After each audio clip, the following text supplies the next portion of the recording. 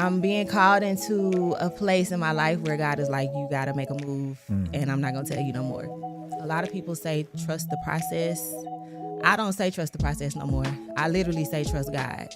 If you don't step out on faith, you will miss the opportunity. Yes. You will miss the blessing. You will miss the connections. Like, you will miss all of those great things that God has for you. Money Talk Mondays. Let's go.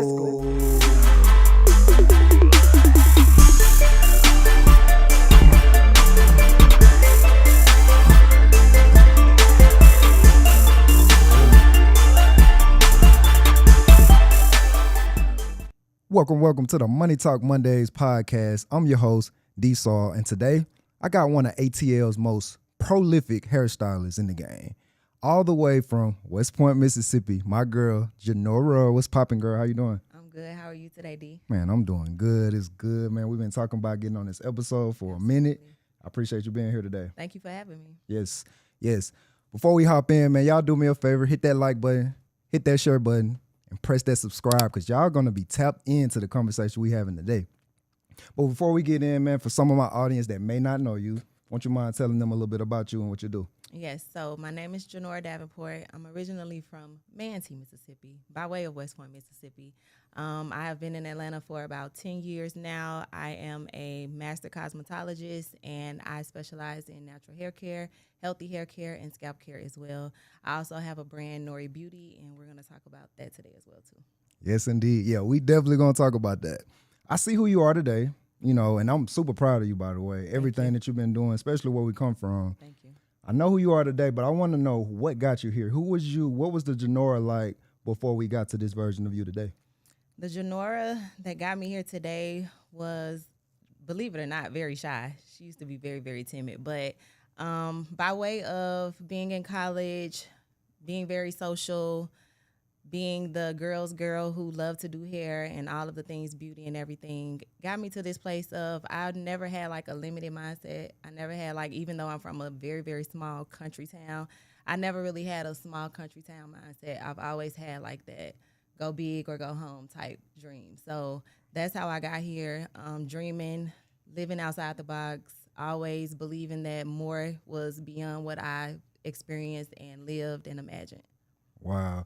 See, one couple of things. You talked about the box, and we definitely going to have a conversation about being in the box, getting outside of the box, and how that could help you grow. Mm-hmm. But it's one thing you said you've always had this in you. So is it safe to say that you always knew there was some entrepreneurship in you, or when did that come about? Yeah, I could say that. I will say that probably comes from both of my parents, if I must be honest. My dad had a business at one point. He was a carpenter, and he used to build cabinets and lay floors, and worked also with his brothers and doing anything like house-wise. And then my mom, she's a musician, so she also on the side, she plays for churches. So I think that definitely is stemmed from like my parents as well. Gotcha. And look what they did. That's what's up, man. We're gonna talk about a lot about how a little challenges that you face, getting outside of like some comfort norms and so forth, to get you where you are today. But before that, we want to talk a little bit about. I remember we had a conversation about this guy. You went to college, and maybe he gave you some advice or none advice. Tell us a little bit about that experience. Yeah, shout out to my boy Rashad. He's really like a big brother to me. But I moved to Atlanta 2016, so this was 2018, I think it was. And me and him were having a conversation. He called and checked on me, asked me how are things going. And I was just telling him, like, yeah, I think I'm about to quit my job and start doing hair. And he was like, don't do that. And I was like, in my mind, thinking, why? Why would he say that? But of course, a lot of people don't see the vision that you see. And a lot of people don't really understand, like, transitions and going from one thing to another. And he just really didn't believe in me stopping my job or cutting back what people look at as, like, stability and comfort and security. And he was like, don't do that. Don't go do hair for full time. And I was like, no, I'm going to do it. And so I did. And if I would have listened to him, which I know he meant no harm, but if I would have listened to him, definitely I wouldn't be here. Nori Beauty wouldn't be a thing. And I would have like lived my life according to someone else's standards. So that definitely was like the start of coming back into my passion for real. I got you.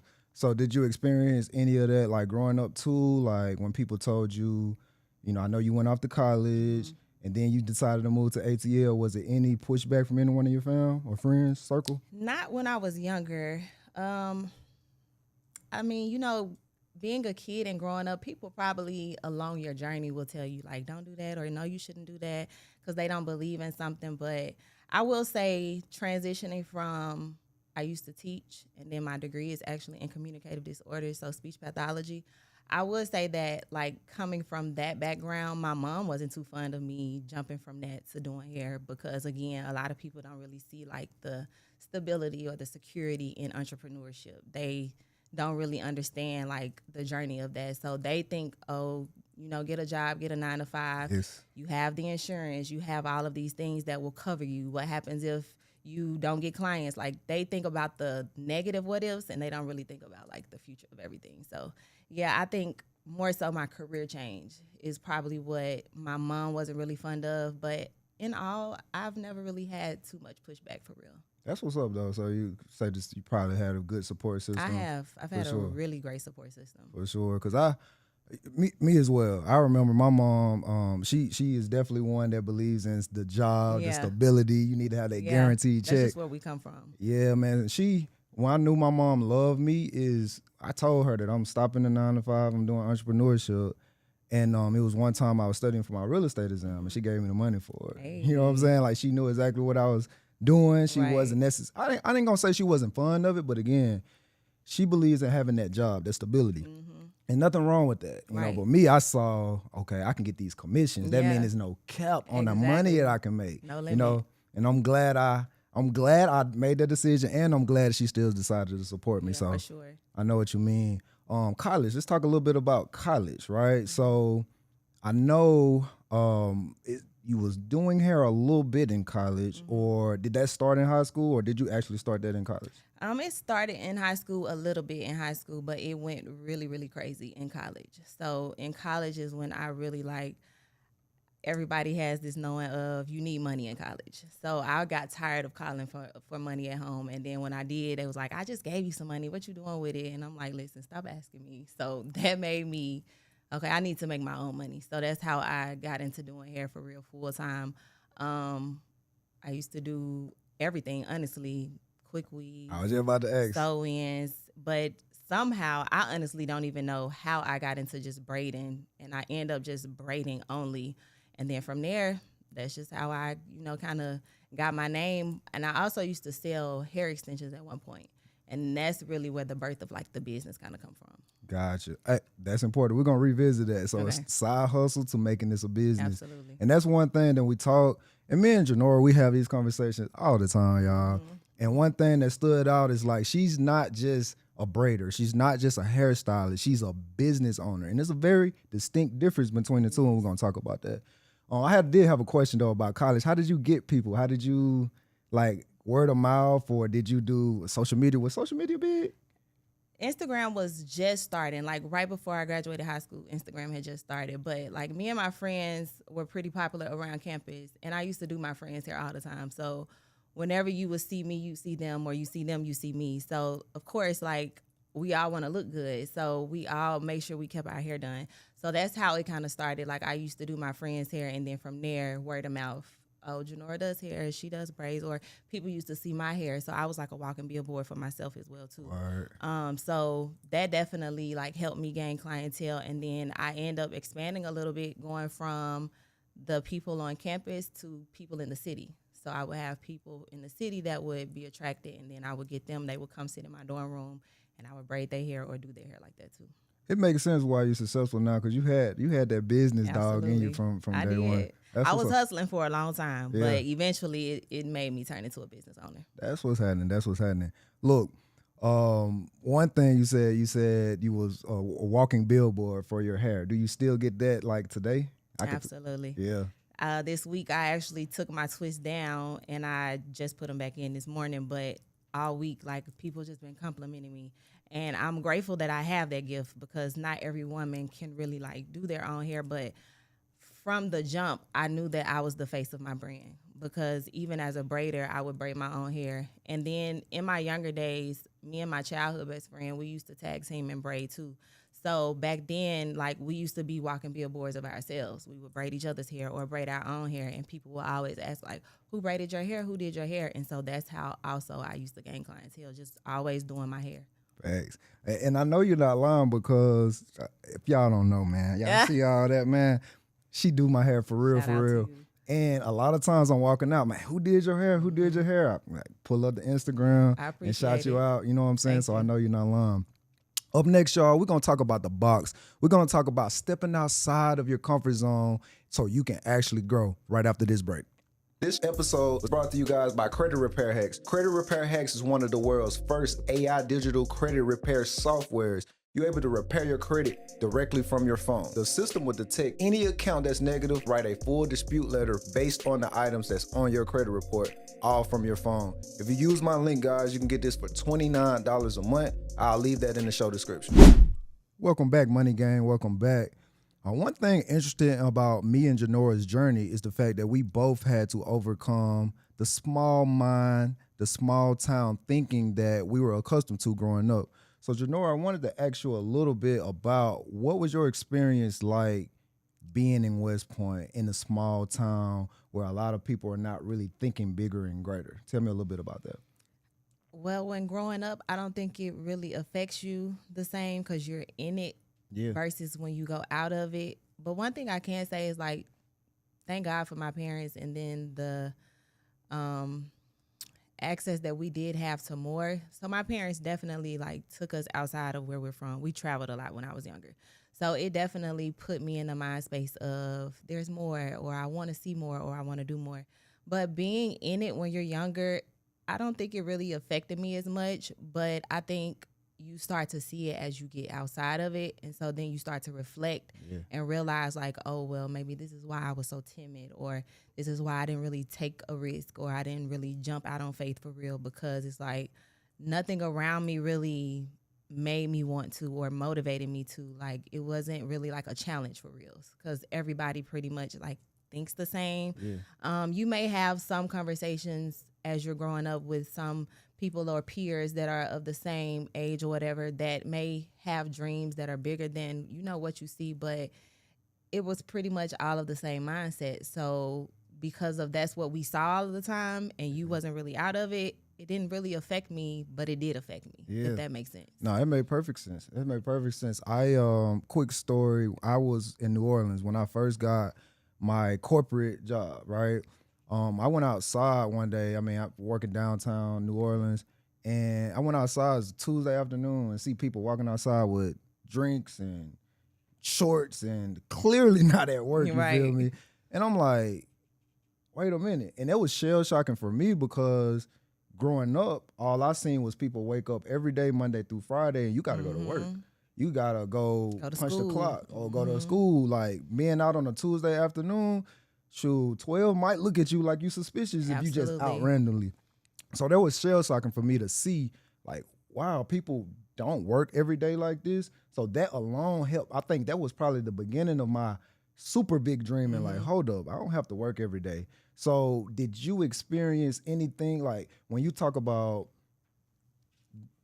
when you're, I guess, out of it and you can reflect on it when you see it, do you see how people could fall into that, okay, this is what I have to do thing? Do you think that's real? Yeah, I actually was just having a conversation with my best friend yesterday, just general conversation, and we were talking about some things, and in mid-conversation, I caught myself because I almost said, I have to do this. And then I thought back on, like, my life previous to now, when I used to say that all the time, I have to do clients so I can make money, or I have to make sure I be in the shop Monday through Friday so I can make sure my income is this. And then that limited me to that. And so I started actually living that versus I caught myself and I was like, no, I don't have to do anything. I still have other options. So I don't have to just only weigh this only option. So yeah, that's a real thing. Like, I literally just caught myself the other day. So I used to speak like that all of the time, and it really showed up in my life. And so because I'm so aware of that now, I am very mindful of not saying that. Like, I don't want to have to do anything because I don't have to. I have other options. There's greater. It's not always just this. So yeah. Absolutely. I love you said there's options. Mm-hmm. And I think that's the biggest thing. Love my hometown, West Point, Mississippi. Yeah, for But sure. I think growing up, you don't see the options. Options are definitely They are available. there. But if you don't see those options may not be available. And my heart goes to a lot of kids. I was one of them that when you see doctors or athletes or rappers or anything like that on the TV, you're really wondering, is that possible for me? You look around in your environment, you don't see that. Yeah. So it starts to make you think that maybe this isn't for me just because of your environment. So how important do you think your environment plays into your growth, right? It plays a big part. So to piggyback on what you just said, like where we come from, we see like the doctors and the teachers. If you really think about it, growing up, we were always told go to college. Like that was the end all be all. But no one ever really pushed trade school or investing in stocks or investing in options or anything of that nature. So you don't think outside of the box of other ways to increase your wealth or other ways to build a legacy. We just always thought like going to college. And so not that college is a negative thing, because it's not at all, but definitely like not thinking outside of that box can only conform you to that one way of my life will only progress if I just go to college. So like that environmental thinking of I'm only going to be successful if I go to a 4-year college and this is how I'm going to make the millions, or this is how. But if we look at it like that's not true. Absolutely. Look at us now, like we both have degrees, but I'm not using my degree. I don't know if you are, but I'm not using my degree. So it's more ways to, being successful in life, and your environment plays a really big part. So the saying of like surround yourself with people that you want to be or that you want to see yourself be, you have to absolutely do that. So I'm in a space right now where my environment is important. So I do want to surround myself with people who are beyond me, because that's where I want to be. Yes, indeed. Yes, indeed, man. Man, you said a lot. You said a lot there. The thing that I want to kind of talk about is the comfort zone part of it, right? It's easy if you're in that environment. That's what you're seeing everybody else do. It's easy to fall into that trap. In your experience, what do you think it takes to be courageous enough to jump out of that comfort zone and really push for the things that you truly want in your life? Is it harder to do that when you surrounded by small-minded people, being in a small town with limited opportunities? Talk a little bit about that. It's harder when you aren't seeing it. So what's the saying? If you are the smartest person in the room, then you need to get out of the room. Yeah. Like that's a real thing. So I have seen it where you start to feel limited, conform, and then if you think about it, you start to limit yourself and you start to doubt yourself. So you start to live in that manner because of how you are looking at the environment around you. So I definitely believe that it's important to step out on faith, like do things that you wouldn't normally do or what other people would tell you not to do. Like I'm a prime example of that. I had a close friend to tell me, no, don't go do hair. But like if I would have limited myself to that, then I wouldn't have seen the beyond. And most people look at, for example, doing hair as a hobby, but living where I'm living and being in this industry, I've seen it work beyond just that.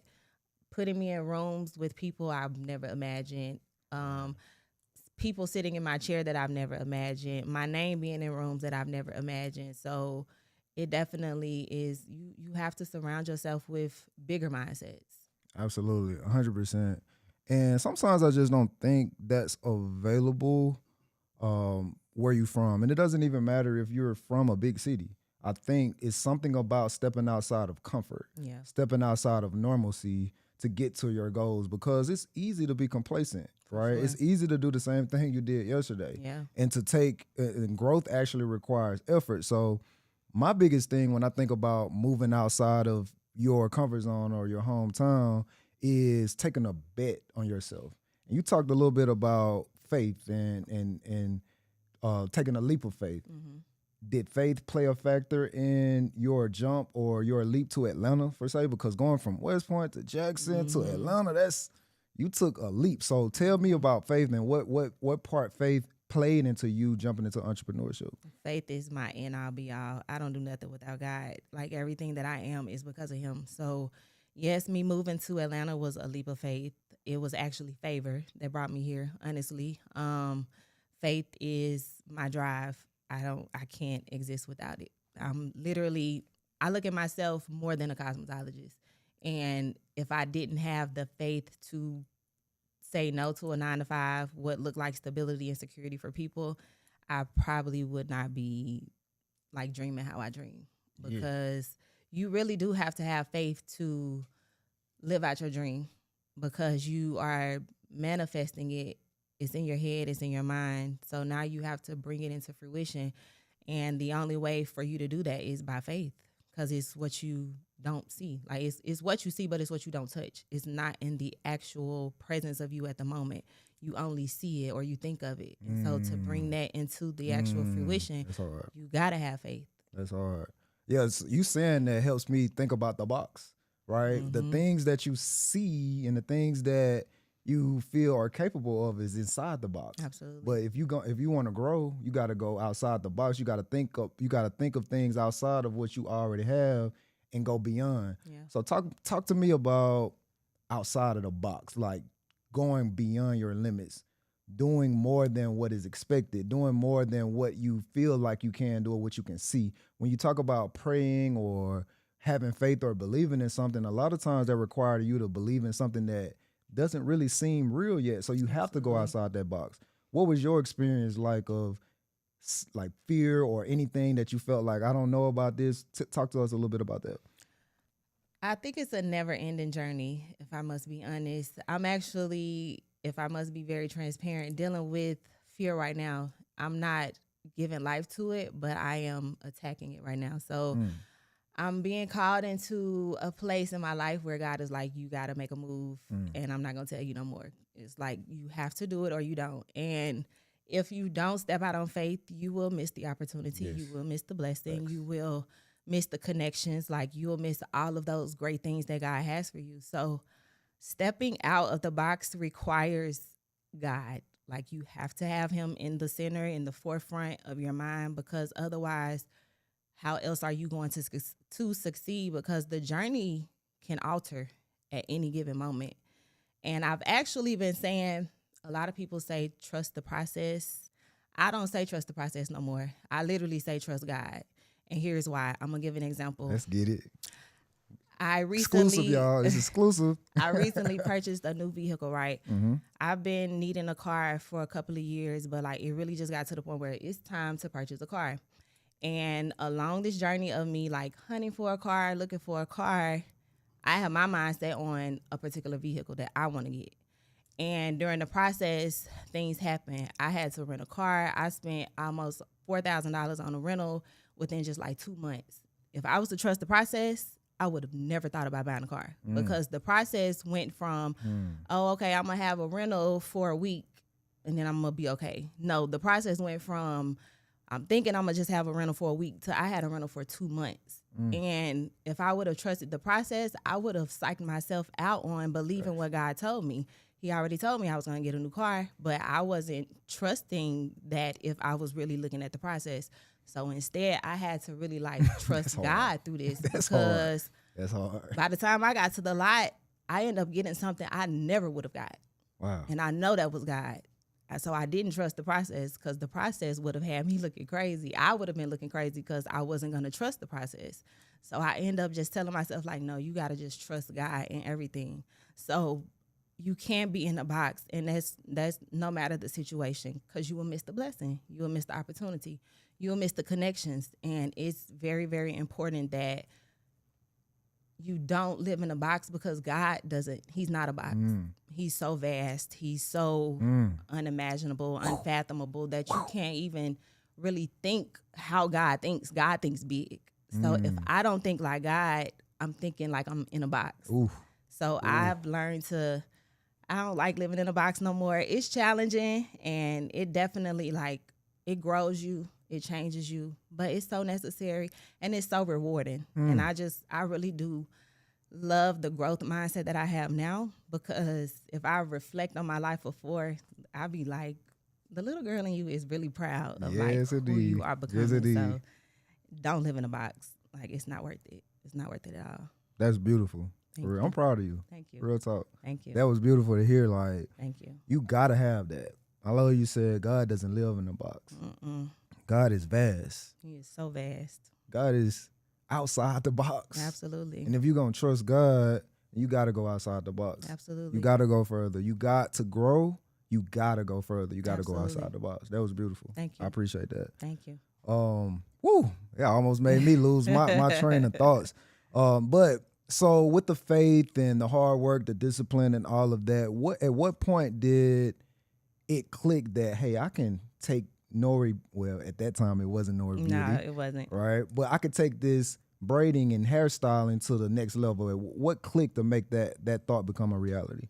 I reflected on my college years. Shout out to going to D. Jackson State University. I reflected on my college years.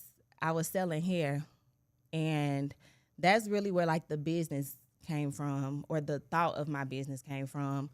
I was selling hair and moved to Atlanta in 2016. And I just remember I was sitting in my apartment one day. Well, let me back it up just a little bit. Mm-hmm. I was working at one point 3 jobs and going to school online. So it was a lot. Yeah. And I was just like, this cannot be life. Like, why am I still struggling? And then I'm still not making ends meet. Like, it just did not make sense. And I was sitting in my apartment one day, and I just remember in silence, I had the patio door open, and I was just like, God, what am I supposed to do? Like, okay, I have this job, and I want to go to school to get my master's at the time, but it is just not working. And God was like, you're sitting on a gift. And I was like, you're right. And so from that day forward, I was just like, okay, well, I'm going to start back doing hair. So I started back doing hair. I literally went from having no clientele to overflow. That was all God. And then one day I was like, I want to create a product line. So I did my research, came up upon white labeling products, and I started there, but that didn't work. And then I ended up making my own product because of doing my own hair with my best friend, and my scalp was just inflamed and I needed some soothing. And so I did research on ingredients like that can help soothe it, not knowing that I was making a product for real. I just needed some relief, and that literally turned into a product. I shared it to friends and to family, end up taking it to one of my clients. She's an elderly client at the time, and she was using it, and she was dealing with hair thinning, and she used it. It increased her hair density. And I'll never forget, I had a product and I stopped offering it to her all because I didn't have a label on it. And she was like, girl, don't ever not bring me this product again. She was like, I don't care if it's no label on it. She was like, this product works. Always sell it. And from that day forward, I never stopped selling my product. I don't care if I never had a label on it, if it was just in a bottle, if I had to put it in another bottle, I always made it to sell it. And I did have some time along the journey where I stopped, fear and doubt, kind of creeps up and you stop believing in the vision for real. But I just always think back to that place. And so from then, I just birthed everything into a business. Let's go. Yeah, it's been a journey. It's been a real beautiful journey for sure. Let's go. Y'all heard that. Up next, we got Capper Facts. We're going to go into a quick little break. We'll be right back. This episode was brought to you guys by Credit Repair Hacks. Credit Repair Hacks is one of the world's first AI digital credit repair softwares. You're able to repair your credit directly from your phone. The system will detect any account that's negative, write a full dispute letter based on the items that's on your credit report, all from your phone. If you use my link, guys, you can get this for $29 a month. I'll leave that in the show description. Welcome back, man. Listen, did y'all hear Janora just snap? Oh my. We're going to have a little fun now. We're going to have our cap or fact segment. Real simple. I'm going to give out 5 statements. Okay? And you simply let us know if you think it's cap, you don't agree with it. Okay. Or it's facts where you do agree with it. And quickly explain why. Okay. Okay? Let's go. If I don't agree with it. If you do. Oh, okay. Why is okay? You ready? Yep. Cap or facts? Ranch goes with everything. Cap, because it doesn't, simply put. Yeah, I don't rock with no ranch. No. Yeah, that's an easy one. It's good, but not with everything. Yeah, I don't eat ranch on nothing. It's something about white sauce with me. Oh, you're one of those. Okay. Yeah, I'm definitely one of those. All right, next we got money buys happiness. I'm gonna say facts. Okay. It Ooh, I ain't does. expect that one. Okay, why? Tell me why. Because I mean, you should be happy without money, but if we must be honest and be real, anytime you don't have money, you're not happy. Like, but if you are able to purchase what you need or even what you want, you're happy. This is the Money Talk Mondays podcast, y'all. Listen, she's saying facts. Facts. Listen, money is not everything, It's not. but money is important for everything. Mm-hmm. You, in this world, in America today, you need money for everything, Every single day. right? So in a way, it does buy happiness, Yep. right? If I'm stressed out about something right now, I can go buy me a vacation and clear my mind. Absolutely. And that would make you happy. 100%, 100%. All right, next we got, this is a good one. Okay. Mosquitoes aren't that bad in Georgia. They not compared to where we from. I haven't experienced them, I should say. I gotta disagree. I haven't experienced them like Mississippi. Now, Mississippi, they are horrible. Well, maybe I'm guilty because of what's the recency, but man, they be tearing you up. Georgia, bruh, No, I haven't had the Georgia effect of the mosquitoes yet. it's something different. So it's facts for you. It's cap. Well, mosquitoes aren't that bad in Georgia. No, my bad. Yeah, facts. Yeah, Gotcha. yeah. Okay, cool. I'm calling that cap, y'all. All right. Next we got the key to a happy marriage is 2 houses. Cap or facts? Cap or facts? That's an insider. We're gonna say cap, but between me and you, that's facts. Oh no! What is it gonna be? Cap or facts? Cap or facts? I'm gonna say cap from a traditional standpoint. Okay, I'll let you do it. Okay, Cap why? from a- Why? Tell me why. Cap from a traditional standpoint because everything under one household is better. You know, 2 heads are better than one. Facts from a conversation that me and you have had because I just love my own personal space and gives you a time to kind of separate yourself if you need to. Not necessarily for you to do what you want to do because you are still under marriage. However, being in 2 separate households works for some people. And it's not always about the traditional way of doing things. So Absolutely, because being the traditional way means you inside the the box. box. For the first time ever on the Money Talk Mondays podcast, I let her have a cap and a facts for one question. I'll allow it because I agree. I'm going with facts. I knew you would. Yeah. Tell the people why. You know, like you said, we deserve our own space sometimes, right? And it's beautiful when, let's say, wifey is super mad or super whatever. She had a bad day at work. I got the kids. Hey, go over to our second place and go do your thing for as long as you need, right? It's beauty in that, right? I guarantee that she'll come back being able to operate at her full capacity. And I'm a big believer in keep your cup full. And that goes for me, that goes for everybody around me, because if your cup full, you can pour more into me if I need it, right? Sure. And what's the easiest way to do that? We know it's tough trying to be a mom or a father in the household when you got a million things on your mind. Yeah. Go get you some space. Go get you some peace. Yep, Come because on. those kids still coming to look for you even when you say, give me some time. Real talk. And you can't get it when you're bombarded in the same household. So I'm a big believer in that. And I know it's untraditional, but again, stepping outside the box, I'm with that. Yeah. For the first time, last one. We almost got off track. Money is the root of all evil. Cap. It's the love of money. That's the root of all evil. I told you she would say that, huh, bro? I told you she would say that. Explain more. Tell me more. Money is not evil. It's the hands that it gets in. Yeah. It's not evil, though. Facts. Money is beautiful. God wants everybody to be successful and wealthy. I mean, scripture even tells you he gives you the power to create wealth. So how is money evil? Absolutely. 100%. Thank you, man. That was dope, man. That kind of go into one thing that we talked about, and we can talk about that a little bit about our relationship with money, right?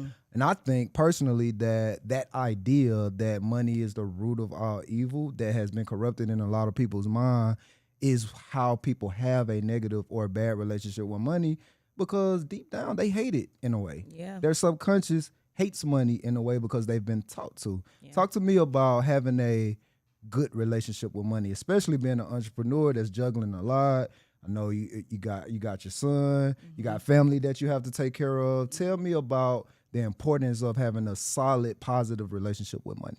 It's so important, especially as an entrepreneur. If you do not have a good relationship with money, you're going to be going to go get a 9-to-5 because you have to have those foundations and those systems in place. I used to have a very toxic relationship with money. I used to look at money from a negative standpoint, the I have to mindset. That definitely is a negative persona of money because you are thinking that you are in lack. If I don't do something, then I'm going to lack something good. And I used to have a very toxic mindset. I will say where I'm at right now, I am renewing my mindset about money. And so I'm rebuilding a better relationship with money right now. So I believe in systems, the importance of systems. I can tell you all about not having systems in place and what that looks like and how that affects your life, your business, your family, even a relationship that you're in. Versus now, definitely having more systems in place. I'm more confident in my spending. I'm more confident in allocating my funds. I'm more confident in putting money to personal things like going out with family, being with my son, traveling, and things of that nature. So if you do not have a positive mindset with money, you will have a positive outcome. You have a negative outcome because that's just your mindset about it.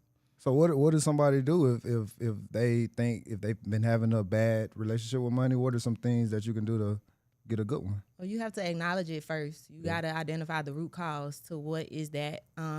I think poverty mindset is a big thing in the Black community. So a lot of us just kind of live from a poverty mindset, and the I have to mindset connects to that as well. So again, not limiting yourself to just one thing. Like we said, most people from where we from, I have to get a job. I have to get a 9-to-5 to be successful or to have the money that I want. And that's not true. So you have to identify the root cause first so that you can understand why is my relationship with money the way that it is. Because if you don't know the root cause, then you won't be able to really heal that and then go forward with a good thing with money. 100%, man. So you're such a steward. Everything you're saying, you sound so confident. It's easy to see why you're doing so well in your business. And going back to your business, what are some things right now that you're working on? See, I know you don't like to brag, but y'all know WNBA superstar Alicia Gray? Absolutely. Right? It's one of her clients. Girl, Leash. Right? Yeah. And also one of the best realtors in Atlanta. You're one of, Yeah, shout out to D-Saw. Yes, indeed. Sure. So you got some pretty prolific clientele. I love you guys. Y'all my celebrities for sure. That's what's up. How did you get that? Like tell us nowadays, now with your faith, you took that leap of faith, you're in Atlanta, you're doing well. What are you doing now to maintain this success that you're having right now? That's a very good question. So I pride myself on connections. I pride myself on if I were to walk into a business, who would I want to serve me? What would that look like for me? And so I just make sure that my business looks like that.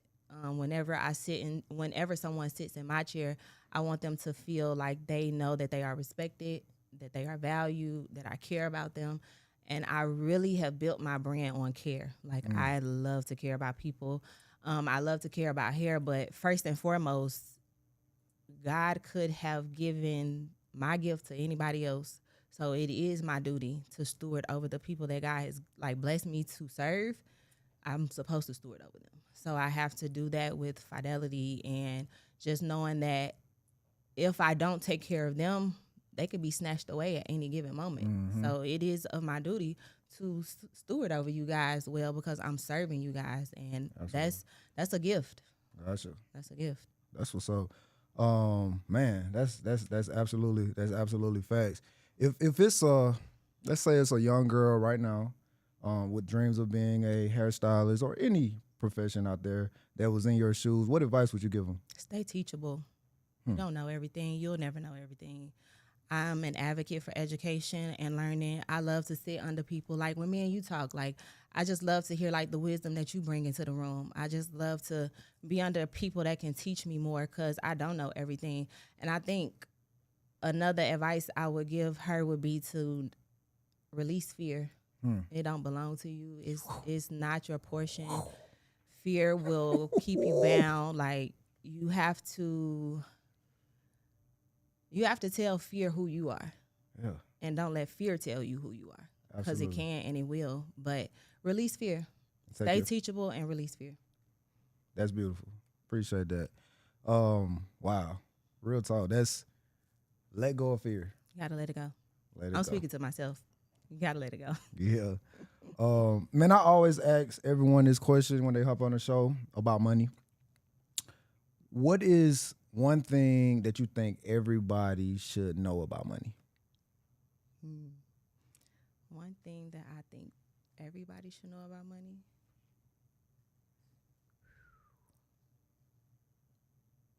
The relationship that you have with money will determine your success. Yes, it is. Elaborate. If you do not have, as we just spoke about, the negative mindset about money, if you do not have a good relationship with money, then you won't even reach half of the things that you want to reach, because everything requires money. Yes. You have to invest to really see good return, yes. But knowing what to invest to see good return. But if you have a bad relationship with money, then you're going to see that show up. So your success may not be what you want it to be because you have a bad relationship with it. You're not financing, you're not budgeting, you're not investing properly, you're not getting that financial literacy, like getting a better understanding of money. So having that bad relationship, you're just spending. You don't say no to yourself. You don't say no to, spending extra money with going with your friends, like because you just want to spend money. But if you don't have a good relationship with it, then you're going to see that happen in your life.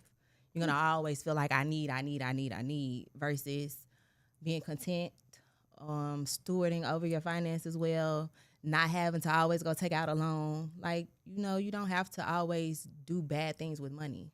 100%. I love your answer. I'm going to have to get you back on the show because we talk a lot about your relationship with money. So I'm going to have to get you back on the show. We'll talk about that. For sure. We can go deeper for sure. We're gonna go deeper on that. Before we get out of here, man, how can the people support you? Where can they find you? Well, before we get to that, tell me something that you're working on right now important in your business. So if you don't know who I am Nori Beauty. I have products, as you guys can see. My first product that I've ever created and ever launched is the Nori Beauty Soothing Hair Growth Moisturizer. I also am bringing a new product, which is a hair accessory to the brand. And this is going to be for my ladies who like to wear silk presses. So it helps you maintain and manage your silk press without having to reapply heat after you actually leave the salon. And then we are actually creating a new product that you guys see that does not have a label on it just yet because me and my team are still working on the branding of it. However, it is going to be another staple. It's a hair growth oil as well. Those are some things that I am working on as far as product-wise. One thing that I am really excited about is a new community initiative that the Nori Beauty will be launching within the next couple of weeks, and it's going to be called the Rest Well Project. The heart behind this campaign is really simple. We are going back into the community, and we want to give back to those who are experiencing homelessness by providing them comfort and meeting a basic need. Mm-hmm. Right now, me and my team are still working on putting the campaign together, but we are finalizing the marketing and creating opportunities for the community to get involved. While we're not ready to really share all of the details just yet, but we are curating where you'll be able to donate, volunteer, be able to help us spread the awareness because we really do want to get people involved in this. And I wanted to introduce it on the project because I just believe that this is something that our community together can rally behind. So if you'd like to know more, you guys can follow us on Instagram at noribeauty.us. You can also follow us on TikTok at That's Nori X. So that's OHTHATS Nori, Nori, and the letter X. And you can find us on those platforms as well. Appreciate you joining the show today. Y'all make sure y'all go follow and support Nori Beauty. We appreciate you joining on the show today. If y'all got any value out of this episode today, hit that like button, hit that share, and subscribe. It's been another great episode of the Money Talk Mondays podcast. Sending you guys a lot of peace, sending you a lot of love, and a whole lot of shmoney. Peace.